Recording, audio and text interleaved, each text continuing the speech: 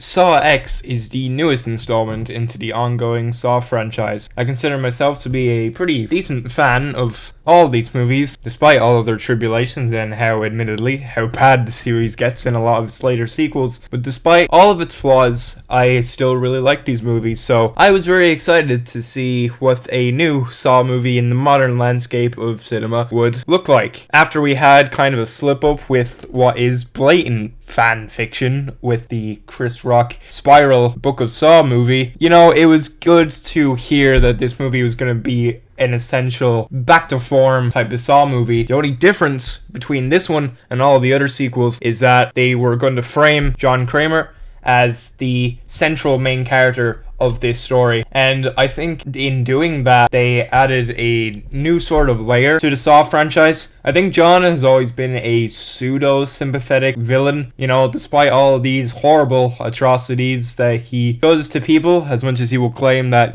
he's not the one doing it. I think given all of his backstory and his philosophy, it is really easy to get wrapped up into sympathizing with him, and this movie really hinges on you being sympathetic with what he's going through. Essentially, he's going through his whole cancer treatment, and he is told about this method that would probably be able to get rid of it because there's been a good success rate, or so he's told. The whole thing turns out to be a scam, and when he learns about this, of course, he decides to put the team behind it in a bunch of pseudo-elaborate traps. A lot of the traps in this movie were pretty fun, I will admit. Not inherently excessively gory. One in particular was pretty fun to watch. Others were, I guess, a little silly, but they were still really cool to see happen on screen. I think the adrenaline of watching Saw traps on a big screen was definitely really fun for me. Despite all these harsh punishments he will give the people in this movie, some of the worst people in this Saw movie ends up kind of getting off a bit more free than a lot of the other people. Now, they still die, obviously, but when you're taking into account some of the horrible things that they've done, I feel like maybe in terms of how we know Jigsaw can be, they could have gotten something a lot worse, and if anything, they were deserving of a lot worse. I think fans of the franchise are really going to get a kick out of this movie. It brings back the great and nauseating editing and all the 360 camera movements that the series is known for, that they did kind of abandon with the last two movies, but the whole point of this movie is that it's going back to its essential Saw roots, and I love it for that. A lot of people will complain that the editing is nauseating, but considering the type of content that Saw relishes in, it's welcome. I think timeline wise, it's a good placement for it, and I swear the older Tobin Bell gets, they can just easily make the excuse that they're going back in time, because no offense to the guy, but the older he gets, the more he does look like a genuine cancer patient. Speaking of Tobin Bell, I thought his performance in this was great. He's always really stand out as Jigsaw, but in this movie particularly, he had to really bring his A game for being the main character of the story. And there is one scene in particular where, if the Oscars were more lenient into the horror genre, I could easily see this scene being played as a clip for his best actor nod, because he really shines through in that scene in particular, and mostly just the whole movie. You really find yourself sympathizing with everything he's going through, even though in your heart, if you're kind of a semi-decent person,